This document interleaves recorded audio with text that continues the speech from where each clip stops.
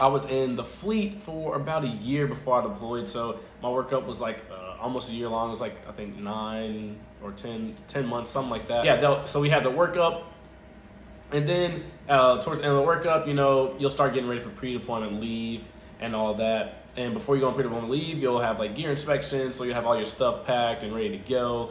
And then you'll be able to go home for however long they allot, your pre-deployment leave to be. And, you go home, and I would definitely recommend take that time to, decompress and, spend as much time as you can with your family, your friends, and all that. Really enjoy yourself, because you're about to go on a deployment, and, you have to, go do your job, and you never know what might happen and all that. So I would definitely take the time to, decompress, spend as much time as you can with them. And then, after pre-deployment, you come back, and then you kind of get all your stuff, finalize getting all your stuff ready to go. You pack all your stuff on both buses. They take you to the ship. You got to unload all this stuff, and it's kind of pretty long process of getting everybody's stuff on ship, and all the AAVs and all the VICs and stuff actually on the ship. So it was kind of like a long wait, but it finally came time to pick up all the stuff, bring it on ship, and that's a process, guys. You're gonna be tired after doing that if you ever have to do a mute, bringing all that stuff up there, because it's really tight knit. It's like tight quarters in there, and it's honestly a struggle having to you have it on your flag, you got your main pack, assault pack, you got a sea bag, you have to carry all that stuff, and sometimes even your weapon systems, you got to carry all that up these flights of stairs and all this stuff up all these ramps and stuff. So you're gonna be pretty exhausted. You're gonna get up there. Like I said, it's really tight knit, so everyone's stuff's gonna be everywhere. You're not gonna be able to move around that much. People are trying to claim what lockers they want, if they want top, middle, or bottom rack. But everyone gets all that figured out, and then you get to unpacking your stuff, and then after that day, you're just completely just exhausted, and you just go to sleep, and then you wake up, and then it's time for you're actually on deployment, and you're there to do your job ultimately as a United States Marine, and it makes you feel good. You're like, dang, I finally I'm on deployment. I'm serving my country. I'm like, my country's like 911 call. If I ever have to do anything, I'm ready to do it now. I've been training for this moment, and here I am.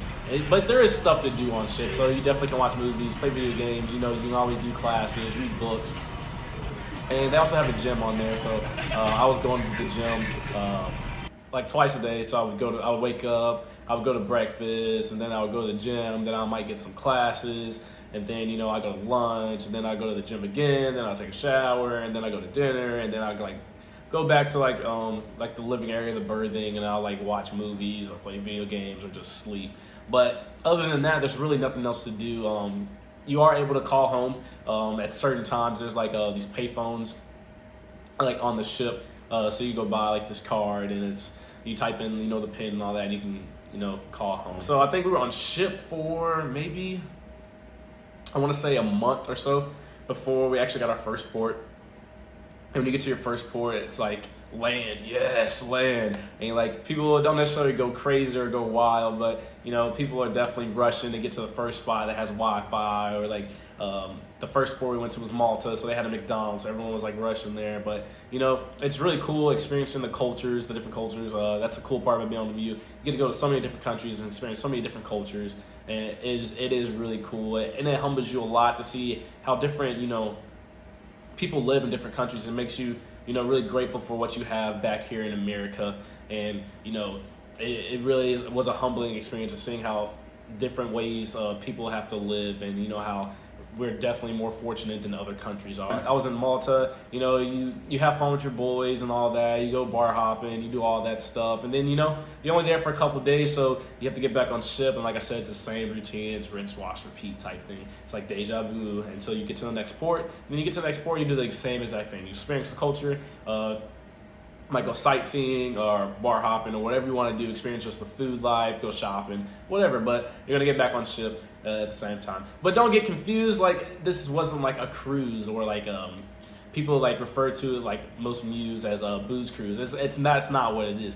Like I said, you're ultimately still there to serve a purpose. You're still there serving your country. You have a job still. You're still a United States Marine. The best feeling was when the captain got over the intercom. He was like, "All right, guys, we're going back home. This is the home stretch, and all that stuff." And he was like, "Yes, going back to America. I'm so ready to go home."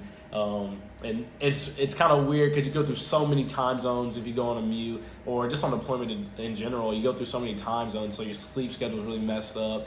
But yeah, so you go back home, you see your family there waiting for you, or your friends or whatever, holding up signs, and it's a great feeling. And you get on land, you get on American soil, you like want to kiss the ground. You're like, yes, America, I'm back home.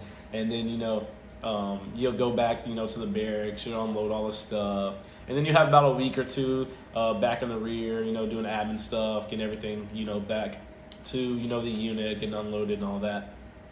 And then you get to go home for post-deployment, and you get to go tell your family, all, about how your deployment went, go tell your friends all the stuff you did and all of that.